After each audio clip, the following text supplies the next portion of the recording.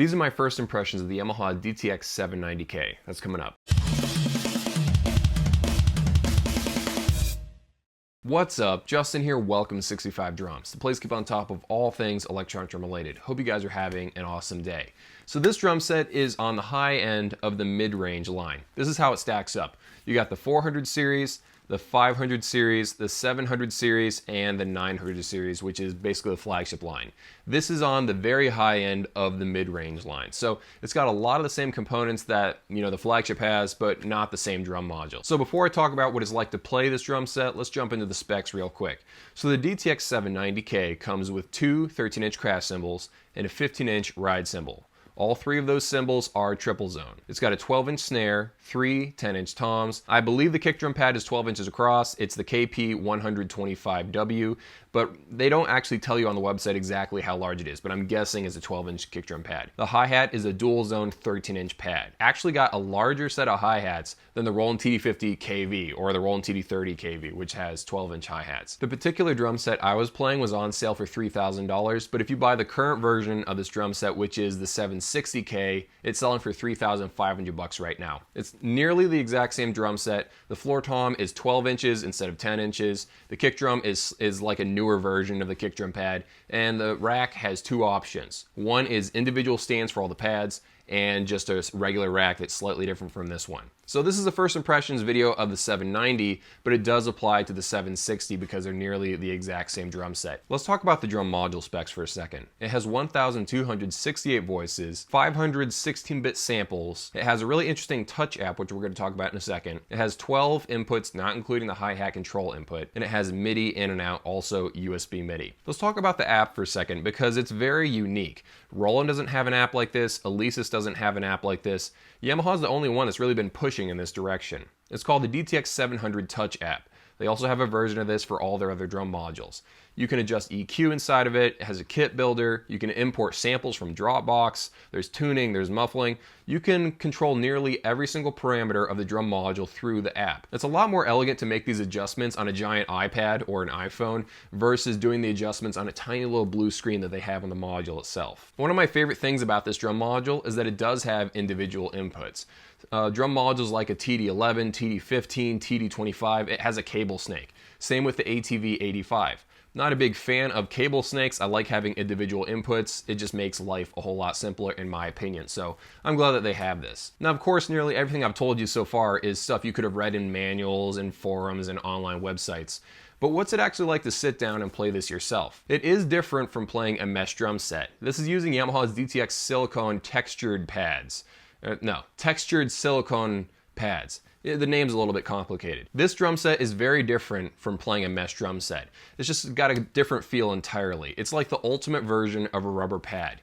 You gotta play a mesh drum set next to a Yamaha drum set. Play them both, figure out which one you like the best. I love them both. I lean more towards the mesh drum set side because, I've played it for so long, but they're both great pads. There was a time when I actually prefer the Yamaha pads themselves. One cool advantage of these pads is that they actually have tuning knobs on the side of them. Now these are actually for tuning, not for sensitivity like you would find on a Alesis pad or a Pintech pad. You can actually tune the drum up and down. The one on the snare, you can actually assign it to be a snare strainer effect as well, so that's really, really cool. Another cool advantage of the snare, at least, I'm not sure about the toms, but at least on this particular snare, you get two rim zones. This is really powerful because you can have three sounds on every single pad. Or if you're using it as a snare pad, you could have one zone to be the head zone, one zone to be a cross stick zone, and one zone to be the rim shot zone. That way there's never any mix up between you trying to hit the cross click sound and accidentally hearing a rim shot sound, or vice versa. Then of course, one of the disadvantages of buying these pads is the fact that you can't tune the tension of the pads because there is no drum head on here. It's just a slab of silicone. With a mesh drum pad, you can change out the drum head. So you can have a 1-ply, 2-ply, 3-ply heads to change the feel out.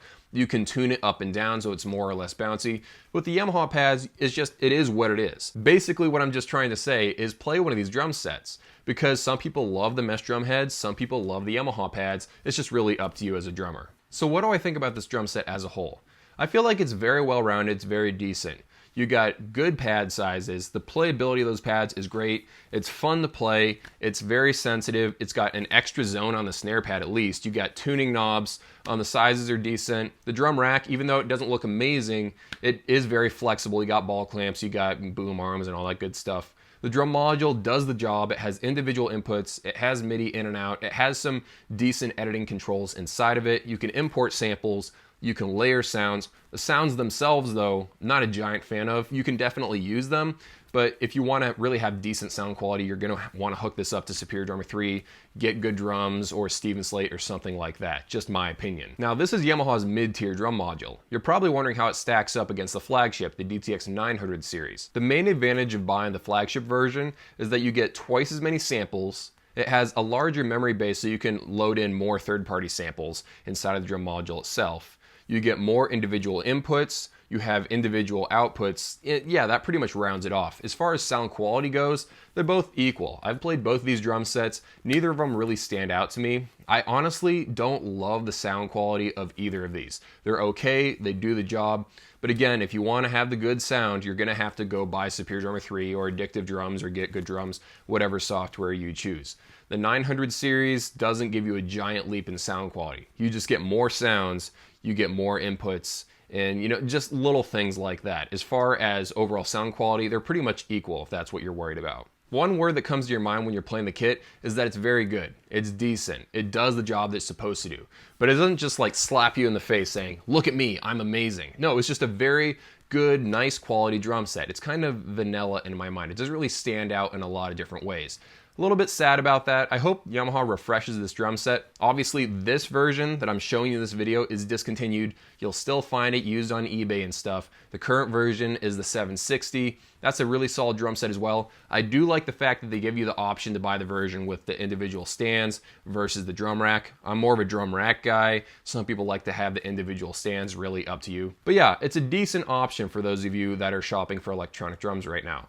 The only problem is competing against like a Roland TD30k. It's kind of hard. I like the Roland TD30k. I bought one myself, and I don't think this drum set is quite as good as a Roland TD30k, at least on like sound quality. Also, the Roland TD30k has more inputs and yada, yada, yada. Again, this is a very nice, well-rounded drum set, but I feel like it's slightly too expensive. This is one of those drum sets where I would just buy on sale or buy used, because I feel like it's like $500 or $1,000 too expensive for what they're asking for it. Not that it's a bad drum set, it does what it's supposed to do, but I feel like if it was like $2,800, $2,500, this drum set would be really something that I could get behind and really recommend to a lot of people. In my opinion, this is a well-rounded drum set that does everything pretty good, but it doesn't really stand out in any particular way in my mind. But it is a decent drum set.